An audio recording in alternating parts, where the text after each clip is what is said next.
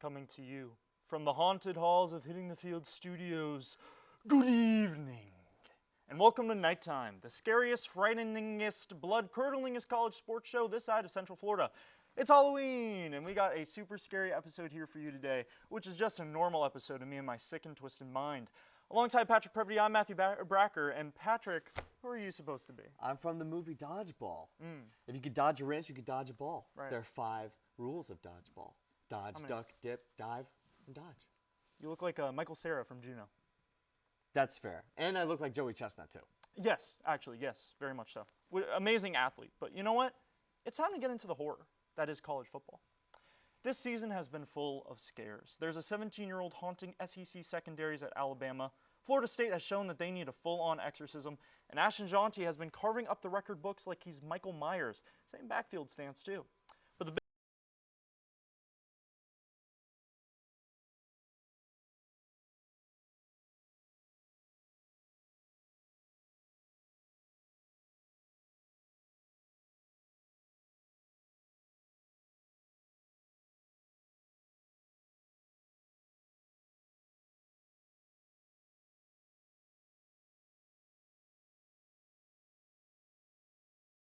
With the chains and set up BYU for an actual field goal.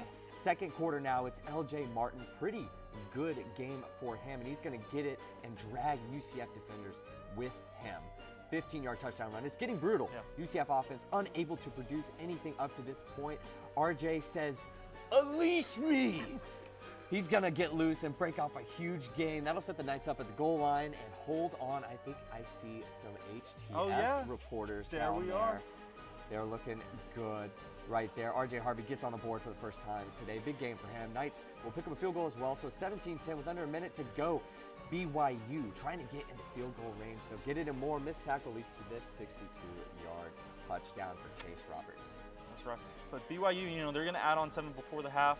Start of the third, BYU is going to score again, and Ja'Cory Brown is just seeing ghosts out there. I don't know what he's doing. It's a brutal day for him. And, you know, UCF is actually going to put in Dylan Risk here, and he's going to throw a dot to Jacoby Jones for a 29-yard score.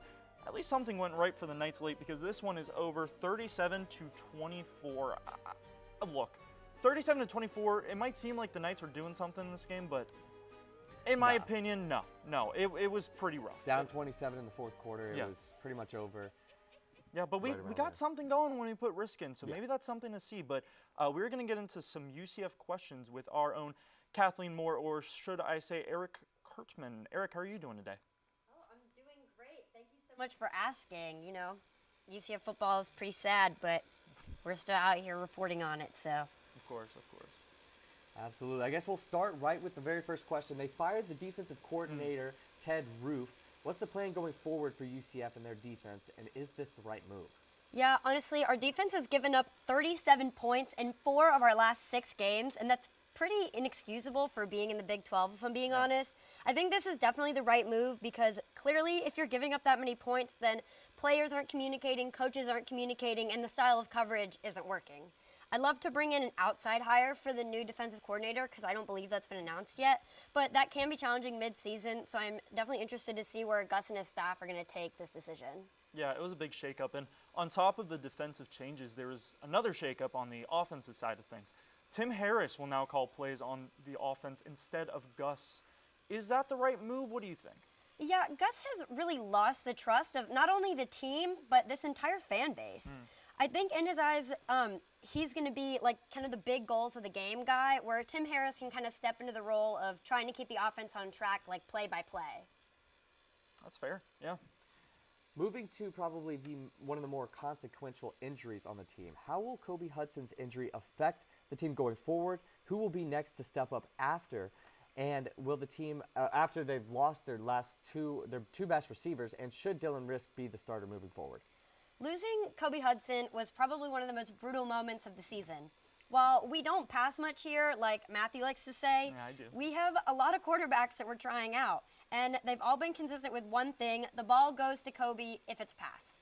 I'm hoping that Jacoby Jones will step up like he did against BYU and kind of continue to be that guy, because he did look promising even with a lackluster quarterback game. 116 yards as a touchdown is definitely not a bad game. Hoping that momentum continues, but it won't unless he has a consistent quarterback relationship with someone. I think that guy could be Dylan Risk. The quarterback game constantly changing is not good for this team whatsoever. So I honestly think that we should just stick with Dylan for the rest of the season. It's a big take. Yeah. Jakari, I was pretty solid, set on him, but he's shown that he can't pass the ball, truthfully. No. He just can't throw. Yeah, like 45 yards against. Yeah. And, you'd think he's a little more mobile, but we're just not seeing enough where I think in a maybe lost season, I think we need to see another quarterback. But talked about quarterback change. Do you think that there's a moment where we just might say, you know what, KJ, come back to be the starter, What do you think? Would they do that or just keep Risk out there the rest of the year? Honestly, my take is that we should stick with Dylan until we find out that we can't qualify for a bowl anymore or that we qualify for one.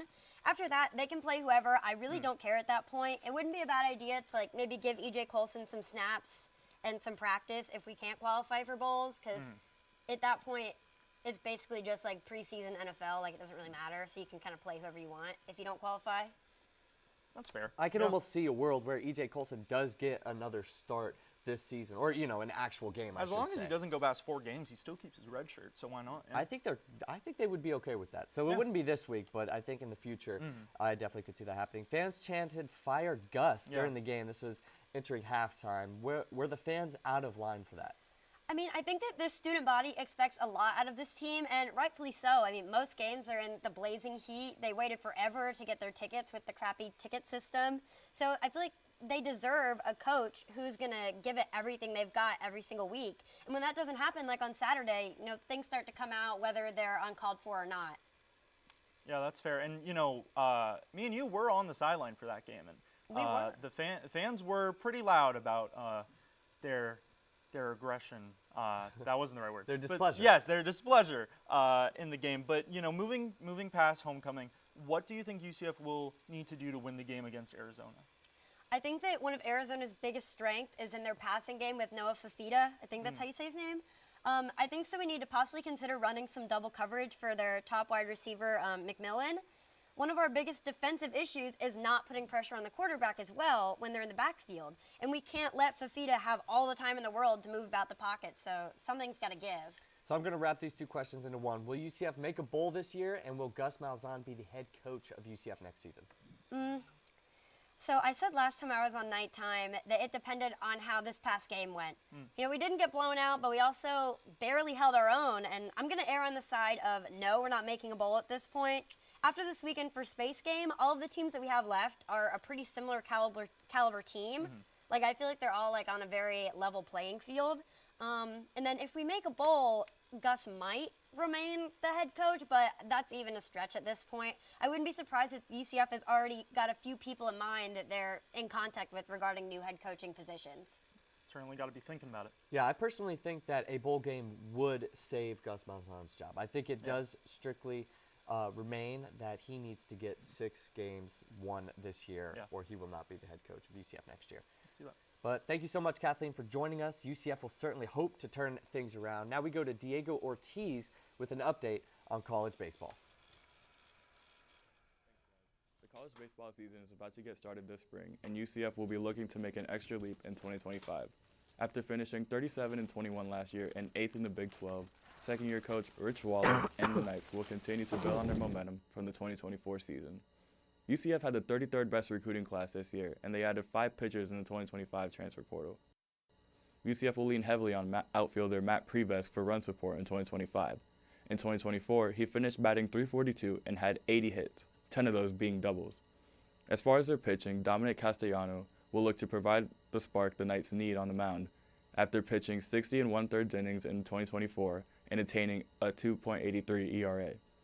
When you look at the rest of the college baseball landscape, it's still dominated by schools in the SEC. Tennessee, the 2024 College World Series champions, are poised for another big season in 2025.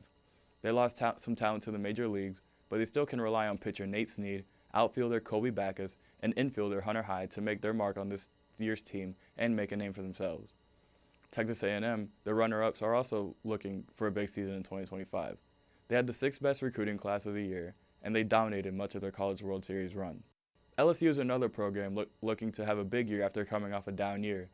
They've lost some talent the past couple of seasons, such as Dylan Cruz and Paul Skeens, but players like infielder Stephen Milam and first baseman Jared Jones are returning and will look to catapult this team back to where they once were. This season brings on a lot of new storylines, and it should make for another memorable College World Series next summer. Thank you, Diego. A lot happening in the world of college baseball, but it's almost time for my favorite segment of the week. Let's go around the world of college football. Starting with Ohio State and Nebraska. Cornhuskers coming into town to play number 4 Ohio State. It's a ball game with 6 minutes left. Good showing by Matt Rule in Nebraska, but Ohio State comes out 21-17. Colorado, Cincinnati. We're showing you the first score of the game because it's Travis Hunter, 9 receptions, 153 yards, 2 touchdowns. Colorado going bowling for the first time since 2020. I hate that. Cincy will have to wait another week. Alabama destroying Missouri, up 34-0. The Bama coaching staff put in their starters to prevent a garbage time touchdown there by Missouri. They won 35-0. They preserved the shutout. To Duke and SMU we go now. SMU's driving, but quarterback Kevin Jennings loses the ball. Duke recovers and sets up a 30-yard field goal for the win. Guess what? It's blocked. Oh, nope. No more. We're going to overtime. SMU would score first, and Duke would match. Now, Duke going for the 2-point conversion. They don't have to here just yet. Now, not in double overtime. They don't get it. Matthew, pass interference here? You know, I can see it a little. I don't know. That ball was in his range. It's hard to tell. It's hard to call. A&M and LSU game of the week last Saturday. Marcel Reed, what a read! Yeah. He did. That was a good read. I'm not reading that. A&M down 17-7 at 1 point. Storms back off LSU turnovers. Kansas State, Kansas, and the Sunflower showdown on the gridiron. Wildcats waiting on a mistake, and they get one right here. Costly fumble from Jalen Daniels. Now, 51 yards out. Chris Tennant. You have kept your scholarship. Shades of Maddox Trujillo. The end of Michigan State. Not your average kneel down here.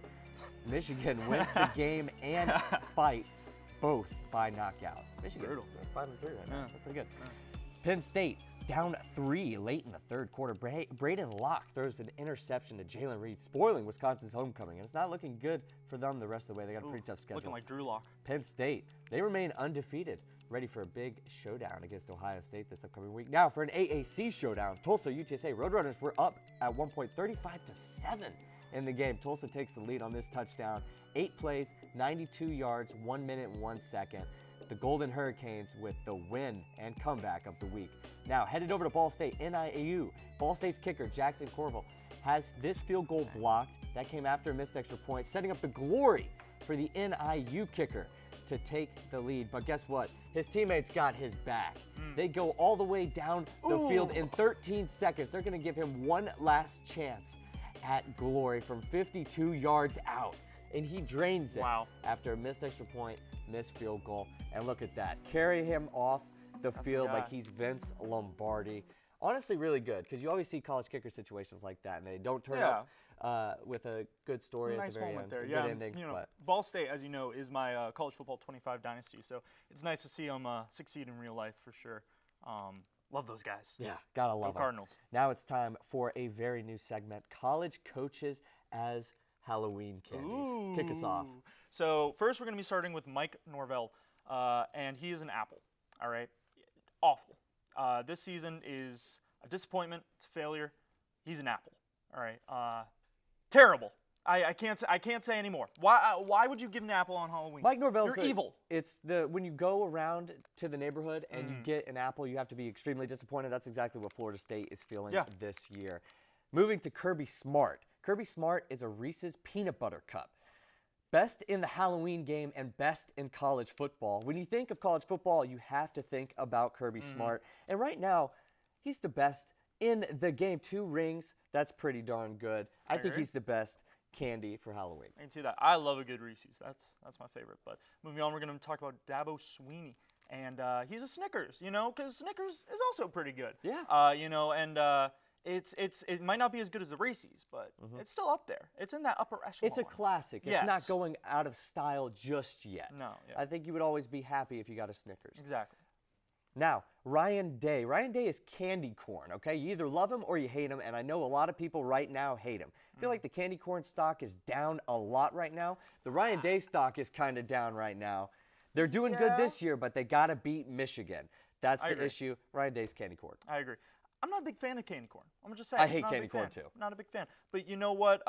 We got Kalen DeBoer coming up next. And he's a Kit Kat. You know, Kit Kats, they're pretty great. No denying, Kit Kats are pretty great. But I think Kit Kats need to prove themselves before it can, like I said, get into that upper echelon of Halloween candy. You know, your Reese's and your Snickers, but it's still pretty good. Next up is Brian Kelly. Brian Kelly is a payday. First of all, because Kathleen told me earlier that he kind of looks like a peanut, which I may agree with. Hold or up. I may Oh, not yeah, agree with. definitely. And he also ended up getting paid, left Notre Dame to go to LSU, and he's in those that purple and yellow. I wouldn't say gold there at all. He's in those colors. He's getting paid. He's a payday. Yeah, for sure. But moving on to our very own Gus Malzahn. He's Pop Rocks. And, you know, I'll tell you why. You open a bag of Pop Rocks, you ate them, you're like, oh, whoa, this is going to be really good. It's going to be so flavorful. Yay. And then you're just kind of sitting there. Your mouth feels a little weird, and you're just like, why am I doing this? You know, it's just not as good as I thought. Yeah. We'll say it. Moving to Lane Kiffin. Lane Kiffin is a 2-pack of Starbursts. You don't know what you're going to get. You're either going to get like 2 yellows and be really disappointed, or you're going to get 2 reds, 2 pinks, a red and a pink, and you're going to be kind of happy. Even a red and an orange, pink and an orange even. But otherwise, you have no idea what you're going to get. It could kind of be crappy. It could kind of be good. What's your favorite combo? Pink and pink. I like pink and yellow. That's crazy. What? It doesn't matter, you know, because we're going to move on. We're talking about Curt Cignetti. He is a lifesaver because he completely saved Indiana's season. I don't think anyone expected this out of Indiana, who had a pretty poor season last year. He saved this organization, at least for the time being. Also, I'd say Curt Cignetti comes in like all types of forms. He's been at all these different places. You know, lifesavers come in the hard ones, right? The mints that is true. And the gummies. I do like the mints. Yeah. There you go. Deion Sanders is Sour Patch. Okay, at first it's sour and then it's sweet. Starting at Colorado, things got off to a very slow start, rocky start. Media almost turned against him. Media still almost kind of against him, but he's got his team playing well, and they're going bowling for the very first time in the last 4 years. I'm still against him. That's just your opinion, I guess. It is my opinion. Yeah. Next up is Mike Gundy. Yeah, Mike Gundy. He is a Hershey's Cookies and Cream, because, you know, it's just okay. I think. It's just all right. Just okay, because you got Oklahoma right over there. That's the Hershey's bar. Yes, exactly. Oklahoma State is the Hershey's Cookies and Cream. Yeah. Sure, you'll eat it, but maybe you wouldn't like it. It's not the prize. Lincoln Riley is next up. Caramel M&Ms. Yes. Tell me why exactly I would will. Be a caramel M&Ms. Caramel M&Ms, and this was a little bit of an unpopular take, like in pre-production. We were kind of talking a little bit about it. I don't like caramel M&Ms. I love peanut M&Ms. Huge peanut M&M fan. Caramel M&Ms, they look good. You think they're going to taste good. But you eat them, and they just are not good. They're just not that good. And I don't think he's that good. He lost to Maryland, and he had that game in the bag.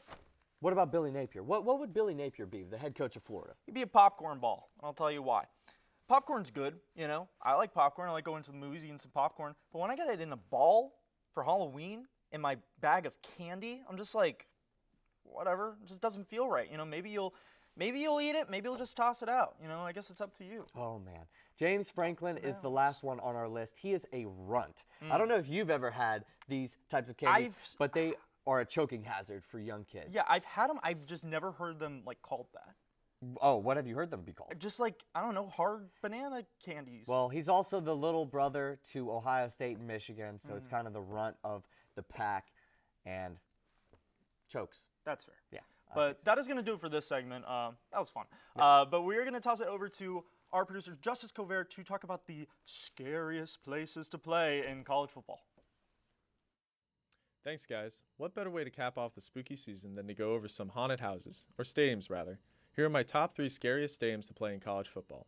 Starting off with number 3 is the home of the 12th man, Texas A&M's Kyle Field.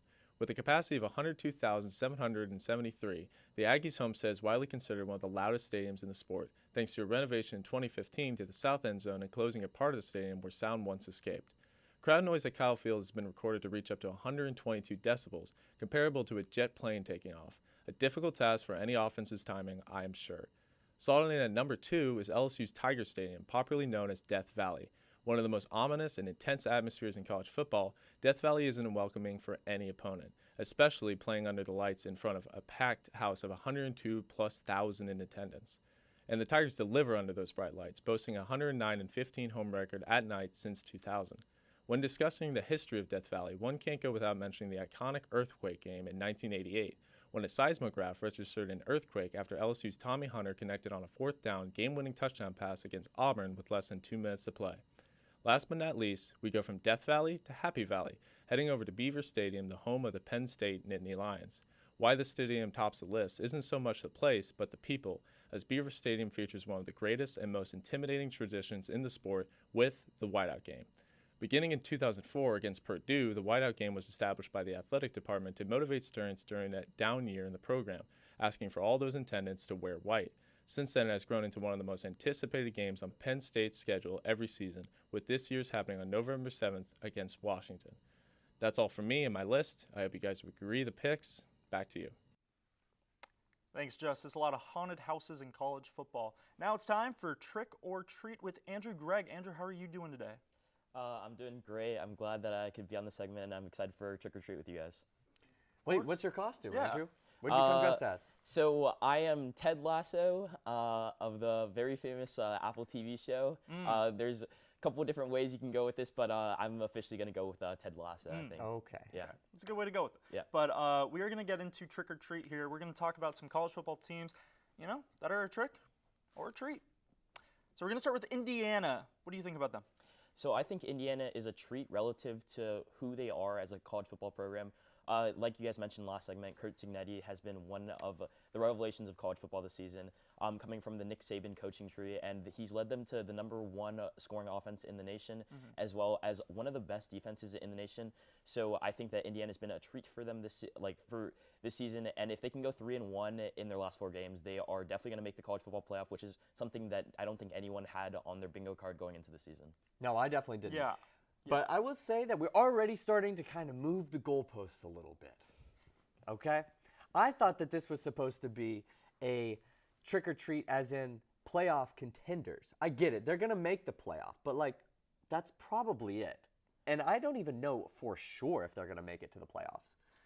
I think that they could pull it off. I mean, they're a freight train right now. The hype is real. I'm on the hype train. They got Michigan, Michigan State, Ohio State, and Michigan's Purdue. not a problem. Michigan could be a problem for Indiana. Not this year. I don't know. We might have to They still got guys on circle that back. squad. I think that they're a trick. I think they're a treat. Okay. But we're going to move on. Yeah. Moving on to Penn State, another Big Ten team. Andrew, what do you got? Trick or treat? Penn State is a trick in my opinion. I think that they are the spread this weekend against Ohio State is -3.5 for Ohio State at Penn State, which says a lot about the way this Penn State team is looking.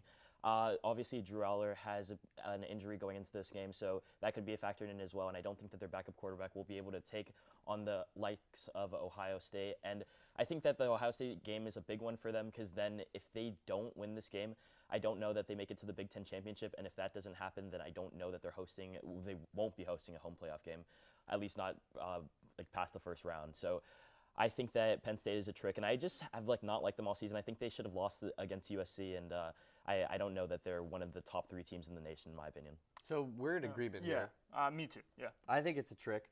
I think Penn State has had too many slow starts this year in important games, especially the USC game. That scared me, and also they started slow last week against Wisconsin, as we saw.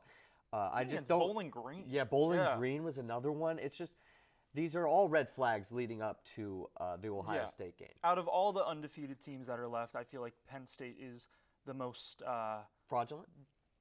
Yeah. Oh, I think that's interesting to say. I think they're fraudulent. I don't think they would beat Clemson. Yeah, no. BYU is also undefeated as well, so I don't know that that's. We'll get to that. BYU, I mean. Oh well, sure, yeah. I think they're probably better than BYU and Iowa State. Okay, yeah, maybe better than BYU, but we'll get to BYU, but we're gonna get to Notre Dame next. What do you think about them? I think Notre Dame is actually a treat, and I know a lot of people might not be on the same page as me because of the fact that they did lose against Northern Illinois earlier this season. But I think that was a fluke loss coming off of it was a trap spot coming off of a big win at Texas A&M at Kyle Field, one of the biggest wins in program history, I'd say. And I think that Notre Dame had a lot coming off of that game, and they just didn't. They came out flat the next week, but they've had an average margin of victory of 31 points in the last since that game, and I think that they've been one of the better teams in the nation and just quietly been underrated because of the fact that Riley Leonard hasn't been an electric thrower of the football this season, but he hasn't had to be because they've been blowing out the teams that they've played since Northern Illinois, and I think that they're one of the better teams in the nation. That is their only loss, and they also, Texas A&M looks like one of the best teams in the country, especially at home, and Notre Dame was able to walk in to Kyle Field and take a win off of them. You know what? I actually agree. I think Notre Dame is very good at running the ball. I think they have a very good rushing attack with Jeremiah Love and Riley Leonard too, So I would say that they're a treat. Yeah, Riley Leonard has been great with his legs this year, but it does scare me a little bit for them not to be able to have that potent passing game that I think they would need to beat some other teams. But the win against Texas A&M in Kyle Field is going to just boost them up the rankings the entire year. Moving to Alabama, trick or treat, Andrew. I think Alabama's a trick this year, unfortunately for Kalen DeBoer. It's a sad state of affairs for Alabama, especially coming off the loss against Tennessee, where Jalen Milroe went 25 of 45 for 231 yards, a touchdown, and 2 interceptions. He just hasn't looked like the guy for the majority of the season. Since beating Georgia, they are 2-2, which isn't great and isn't something that you'd expect out of Alabama. I understand that they're playing tough teams and it is the SEC, but Nick Saban wins a lot of these games, and I don't think that their offense is right now. Their defense looks stout, but I don't know if they have what it takes on offense, and they're going into a bye week this week, but after that they play LSU, and if they lose that game, they're essentially out of college football playoff contention. Yeah. It's tough. Alabama's just not as good as they were last year. Yeah, I guess I'll say they're a trick. I really like Ryan Williams, though. I think he'll be great next year. Yeah, honestly. that's true. And hopefully that's not like a backhanded compliment. All right, Clemson. Yeah. Trick or treat, Andrew. I have Clemson being a treat, which is very unfortunate for me as a Miami fan. I love the Miami Hurricanes, but Clemson does look to be a scary contender in the ACC. They have one of the best offenses in all of college football, and obviously Cade Klubnik has climbed the rankings as a Heisman candidate. So I think that overall, between Phil Maffa and Cade Klubnik, they have one of the better offenses in college football. Obviously, their defense has some spots where they've been exposed this season, but I think that Clemson is definitely a treat, and they could be a scary team to play in the college football playoff. There's no team that has had their stock rise more since week 1 than probably Clemson, I'd say. I wrote their season off after week 1. A lot of people did. Well, except for me. Yeah. Okay. All right, whatever. BYU, last one, trick or treat, Andrew. BYU is a trick to me as well. Unfortunately, I think that all of the Big 12 is a trick. Whoever wins that conference is going to make the playoff, and I don't know if I have BYU beating Iowa State. And even if Iowa State slips up and Colorado makes it in their place, I think that Colorado could be a scary matchup for BYU as well. I think that they've already had some close games where they've been teetering on the edge a little bit, and I don't think that they're a serious college football playoff contender. But see, that's where. Sorry. How dare you? I did not mean to do that. I'm so sorry. It's fine. Continue. You go. I will go. I think BYU is a treat, though. I was on the sidelines for this game with HTF's Kathleen Moore, and they took the life out of that stadium in the first quarter. I think that they could be a sneaky team, at least in the Big 12. Wait, for sure. did anybody have BYU making the playoff No. on their bingo card? I had So UCF. why is BYU a trick and Indiana's a treat?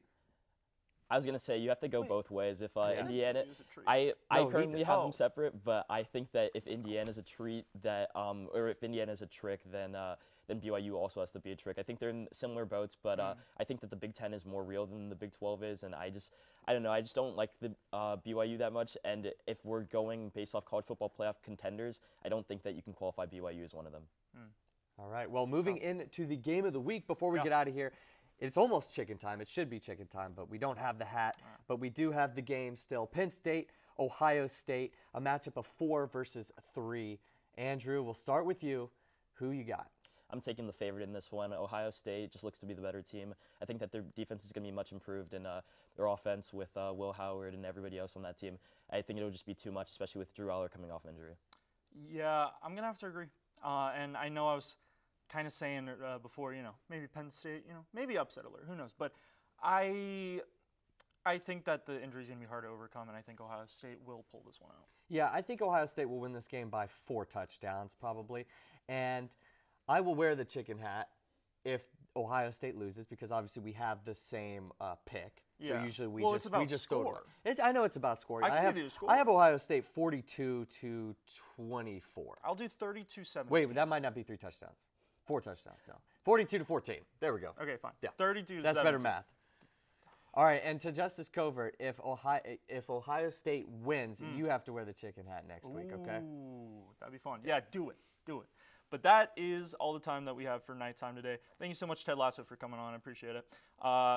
You know, I want to give a special shout out to everyone who made this spooktacular happen. Special shout out to Justice Covert Operations. I say Covert. Covert. And I'm so sorry that I do. Yeah, I have a little fancy twinge to it. But anyways, Big Play Shay, Danny Dimes, everybody at HGF.